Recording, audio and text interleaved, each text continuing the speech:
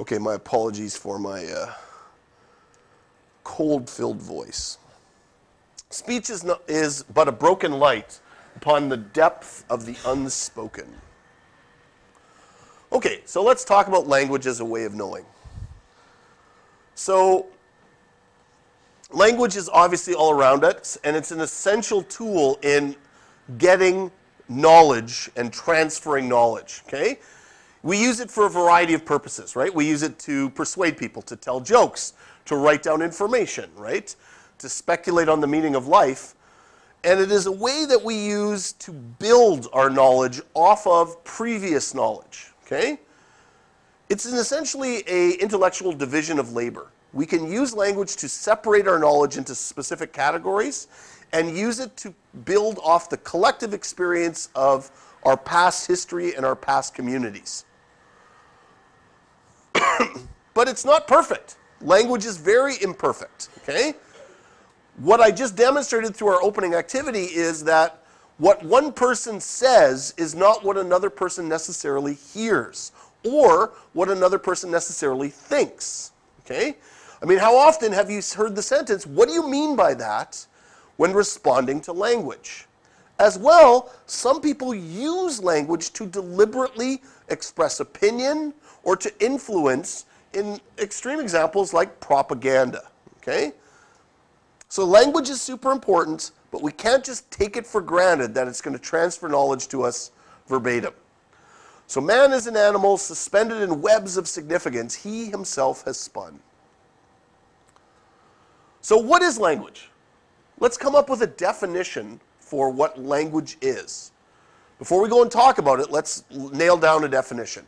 It's hard to nail down a definition, but I'm going to present 3 possible ways to nail it down.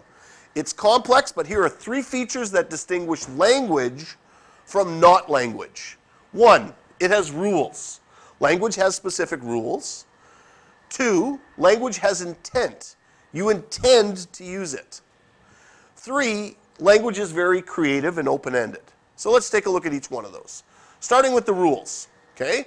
So language has 2 basic rules. Rules of grammar, right? And rules of like definition, right? So grammar uses the rules so that you know how to place words in the proper order to make make meaning of sentences. So for example, if I say Jill hit Jack. Jill hit Jack. From that sentence, we can tell that Jill is the hitter and Jack is the hittee. He's the one being hit. But it doesn't have to be that way. We could totally change the rules so that Jill is the one being hit and Jack is the one doing the hitting. But the only way that would work is if we all agree on the rules. So if we don't agree on the rules of grammar, the sentence has no meaning, right? If I say to you, lawnmower, cheese, potato, orange, jackrabbit, you don't make sense of it because the sentence doesn't have a structured meaning. Each of the words might have meaning, but the sentence itself has no grammar to it. It has no structure. So as long as we agree on the grammatical structure, we have somewhere to get started with. So that's the first thing. Language has rules, okay? And again, it only matters if we all agree to them. And then the second element of that is the vocabulary, the meaning of these words, okay? So for example, as I said before, the word dog in English has an associated animal associated with it. Now, do any of you speak a language other than English? I'm guessing a few of you do. And there's probably a different word for dog in a different language. What's that word? K. Can you spell it? Oh, okay. Because I looked up a few. I looked up a few words for dog. And maybe some of you guys can correct me. So in Chinese, this is the word I came up with. And actually, someone in the other class said that that's not quite right, but it does mean dog. This is the Finnish word for dog. That's the French word. I knew that one. I knew that one. My French is very limited, but I knew that chien is dog. That's the German word for dog. That's the Hindi word for dog. That's the Japanese word for dog. That's the Korean. So that's it? Look at me. Look at me. I got that. That's the Russian word. That's the Spanish word. And that's the Turkish word. So when we translate languages, the vocabulary is pretty easy because one word can just have a different set of sequences to do that. Or does it? Is it just that simple? Okay? It doesn't matter what we say is a dog. I could call this dog. It's not, right? Or is it? If I call this stool a dog, it could be a dog. This could now be called dog if we all agreed to it. If we all agreed that that's now going to be called dog, and the thing we were calling dog before, now we'll just call it stool, that would work if we all agreed to it. So similar to the grammar rules, the vocabulary words are just as useful to us if we all agree on the rules. But there has to be rules, okay? The second piece of language is that it has intent, okay? Language is communication. So you must intend for it to be happening. You must have an intent that language is being otherwise it's not really language if you don't intend it. So here's two situations that kind of illustrates that. You're bored in class. You're very bored, okay? Like right now. The teacher's writing something on the board, and you look at one of your friends across the room, and you do this. You make this yawning sound at your friend. Did you intend that? Yeah. You intended to communicate something to your friend, like, this is awful, this is so boring. Second scenario, you're on a date, and you are trying to intensely listen to this person you're on a date with, and before you know it, you accidentally find yourself starting to yawn. Did you intend that? No. Okay?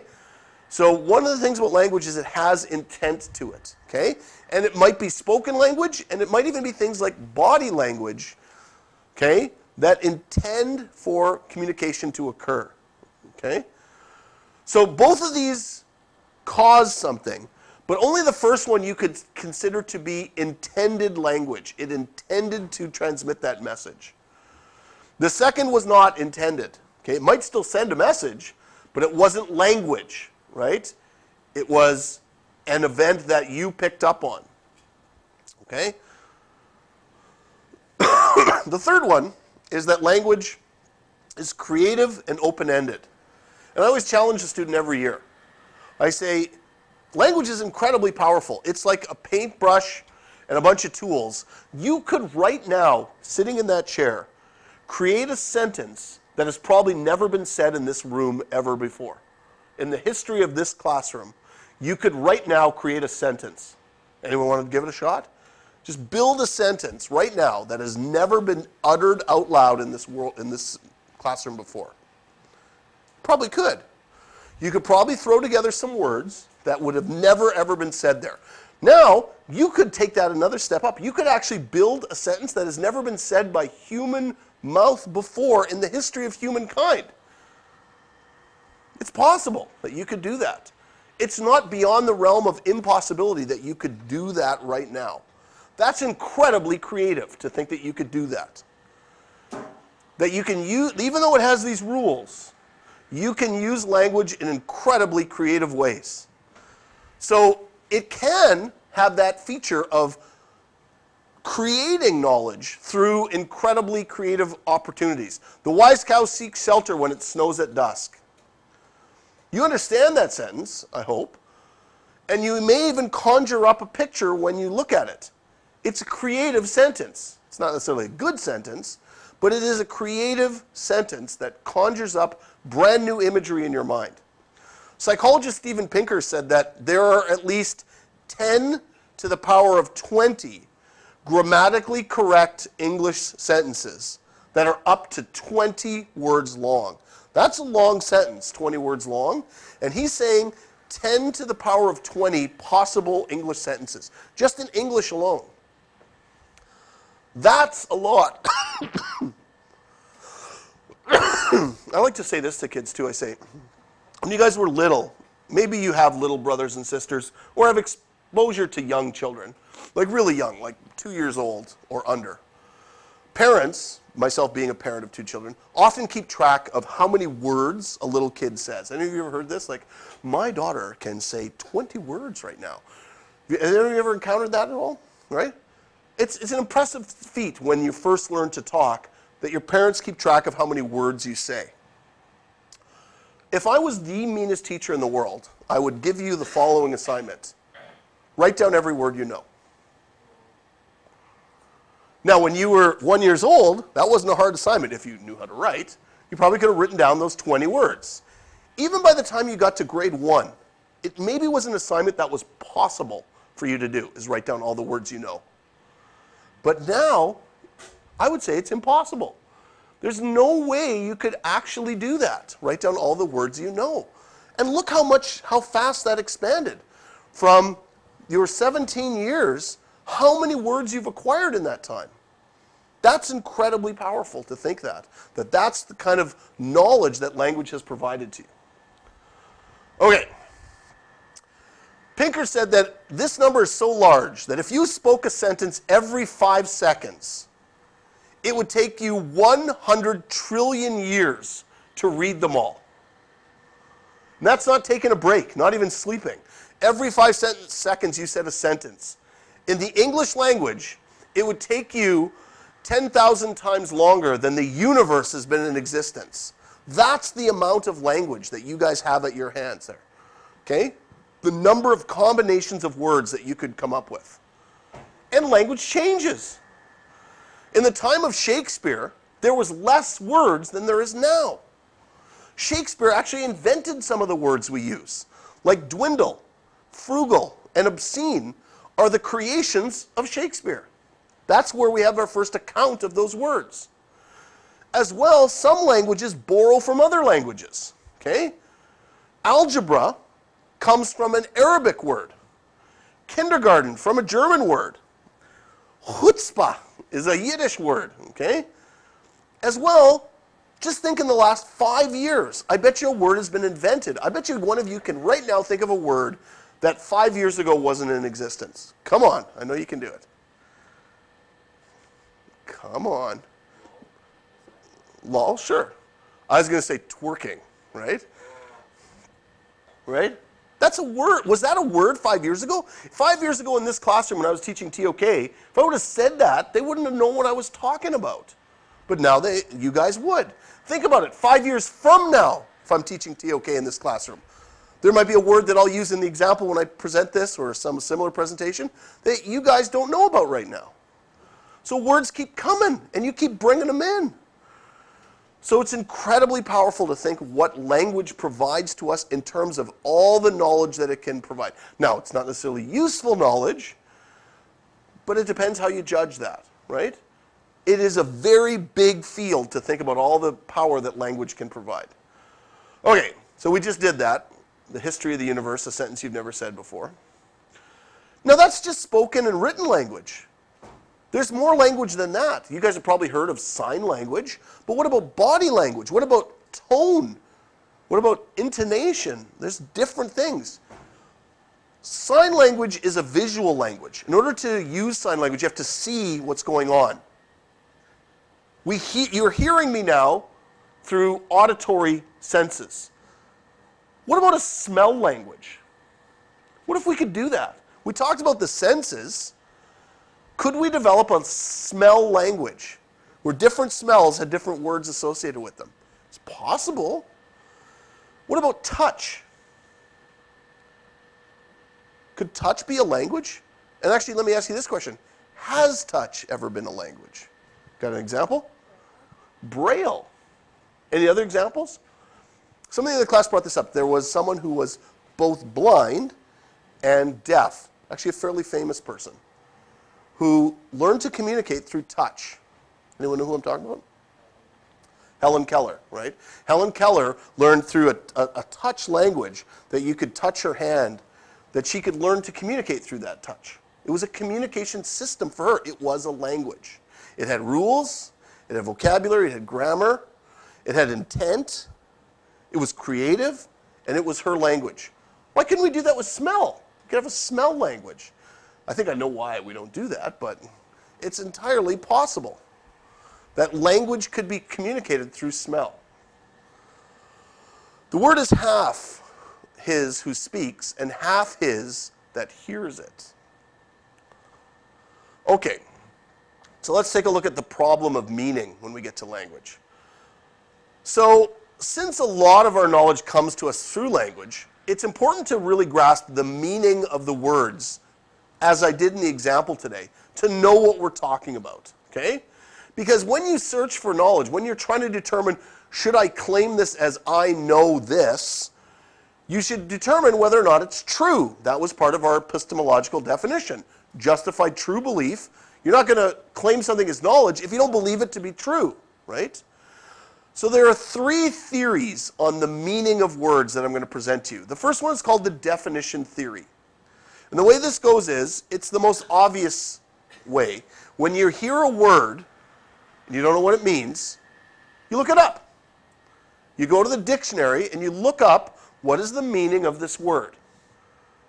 And that's the way you derive meaning from the word, is the way it appears in a dictionary. But this can be difficult too, right? Say all five of you were employed by Webster's, the dictionary company. And I said to you, okay, right now, write me a definition of the word triangle. What would you put? What would be in your definition of the word triangle? Come on, guys, what would you write? You guys study really intense math. You can do this. Give me something for triangle, just something. 3 angles. 3 sides. 3 corners. I'm loving it. Getting some good stuff down there, okay? That's it. That's all you guys got from math? Don't you study this stuff? 180 degrees.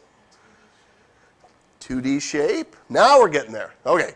Now I feel better. Okay, I was a little bit worried about math education there for a minute. So yeah, like I predicted, probably came up with something like 3 straight lines, 3 vertices, 3 angles, geometric shape. You got the right stuff. Now do love. Write me the definition of love, okay? Other than a score of 0 in tennis, right? It's harder, right? Something like triangle, which we can use math to really nail down, is easy, or easier, than something like love. Some of you might want to put a poem there, or just a picture of somebody you love, right? But that doesn't necessarily have meaning to other people, okay? So meaning through a dictionary is difficult to grasp when you just try to come up with a dictionary definition, okay? So if Angie turns to Jake and says, I don't think you know what the word love means, and Jake just hands her a dictionary and goes, here, I know, it's right there. I don't think that's going to help the situation for poor Jake there with Angie. Meaning is obviously deeper than Angie's going to accept through a dictionary definition. Okay, and again, the problem with those dictionaries is it's vagueness, fuzziness, okay?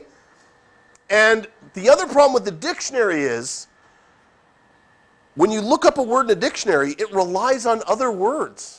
Right? So when you look up triangle and it says angles, then you got to go look up angle, and you got to look up side, and you got to look up. So you're constantly in this circle of looking up words. So the second way that we can define meaning is the denotation theory. This says what distinguishes a meaningful word from a meaningless word is the former will stand for something and the latter does not. Okay? So a meaningful word stands for something. So the word France stands for a country in Europe. So France, the word, has meaning. It stands for something. Jumblat doesn't stand for anything, so it's meaningless. That's a meaningless word to me. Okay? Here's some poetry from Lewis Carroll called Jabberwocky. It's a famous poem of his. It's considered to be nonsense poetry because the words don't mean anything. By denotation theory, they don't mean anything. Twas brillig and the slithy toves did gyre and gimble in the wabe. All mimsy were the borogroves and the raths outgrabe. which, by the way, I think I mispronounced most of that. But with denotation theory, these words have no meaning, okay? And in the case of a lot of abstract words, denotation theory falls apart because words like, for example, freedom, do they mean something, do they stand for something, is difficult to nail down, okay? They don't seem to stand for anything. Like if the word wisdom, what does it stand for? Okay? And the other thing about denotation theory is, some of you might have actually gained something from that poem. Even though the words are meaningless, the poetry itself might have actually had meaning to you. You can point to examples of wisdom, but you can't point to wisdom itself, necessarily. And if you watch Game of Thrones, it was on last night, they actually talked about wisdom. Never mind, I'm too nerdy. I'm nerding out now. And they actually were trying to nail down the definition of wisdom on that show just last night. Okay. Also, proper names don't necessarily mean anything to someone, especially when they die. They lose their meaning. So denotation theory tends to fall apart at that point. It's insufficient. The third theory is image theory. This said that a meaning of a word is the mental image it conjures. So when I say dog, you conjured in your mind a mental image of a dog. As we've stated, the problem with that, with image theory, is do you have the same image as somebody else, or do you have an image at all? Like again, the word freedom. Okay, let me try that one. When I said freedom, what image popped into your mind? Anyone want to just say what sort of came up in your mind when I said freedom? Did an image appear? Was there any specific image that's conjured up with the word freedom?